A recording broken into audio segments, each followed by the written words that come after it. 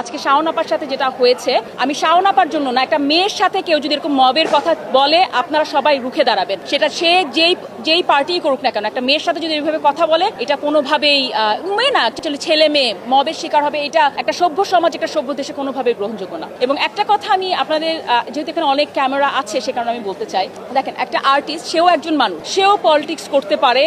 I have nothing to say there. হ্যাঁ, আমাদের অনেক আর্টিস্ট আছে যারা পলিটিক্স করে এবং সেটার জন্য সুবিধা পেয়েছে এবং অনেক অসুবিধারও শিকার হয়েছে, আগেও হয়েছে, এখন হয়েছে। That's the norm of the politics. But আমি যেটা বলতে চাই, সবার ঊর্ধ্বে সে একজন মানুষ এবং এফডিসিতে সে যখন আসে সে একজন আর্টিস্ট। একটা আর্টিস্ট যখন সমস্যায় পড়ে অন্য আর্টিস্টের উচিত তাকে সাপোর্ট দেয়া।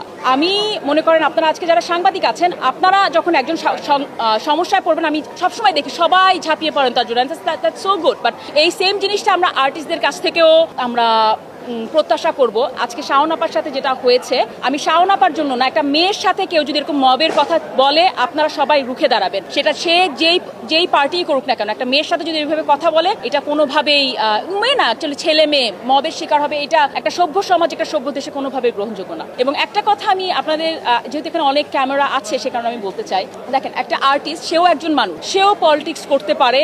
I have nothing to say there. হ্যাঁ, আমাদের অনেক আর্টিস্ট আছে যারা পলিটিক্স করে এবং সেটার জন্য সুবিধা পেয়েছে এবং অনেক অসুবিধারও শিকার হয়েছে, আগেও হয়েছে, এখন হয়েছে। That's the norm of the politics. But আমি যেটা বলতে চাই, সবার ঊর্ধ্বে সে একজন মানুষ এবং এফডিসিতে সে যখন আসে সে একজন আর্টিস্ট। একটা আর্টিস্ট যখন সমস্যায় পড়ে অন্য আর্টিস্টের উচিত তাকে সাপোর্ট দেয়া।